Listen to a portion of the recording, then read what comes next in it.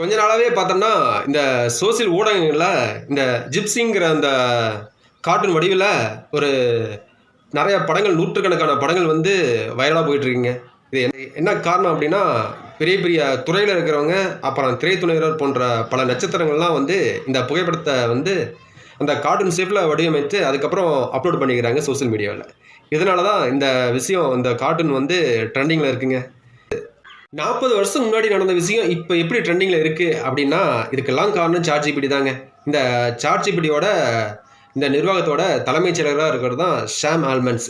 இவர் என்ன பண்ணிட்டாரு, இவருடைய எக்ஸ் இணையதளத்தில இந்த முகப்பு பக்கத்தில இந்த ஜிப்ஸியோட புகைப்படத்தோட மாற்றம் பண்ணி இந்த கார்ட்டூன் படத்தில இவருடைய ஃபேஸ வச்சுட்டாருங்க.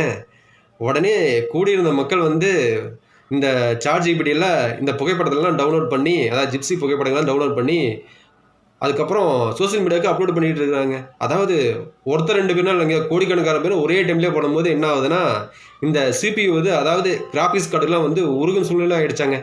இப்படி இருக்கிற சூழ்நிலையில மனுஷன் நொந்து போயி, "ஏப்பா ஒரு நாளைக்கு 3 இமேஜ் பண்ணுங்க ஒரு நபர்" அப்படின்னு சொல்லிட்டு ரொம்ப கெஞ்சாத குறையா கேட்டுக்கிறாருங்க.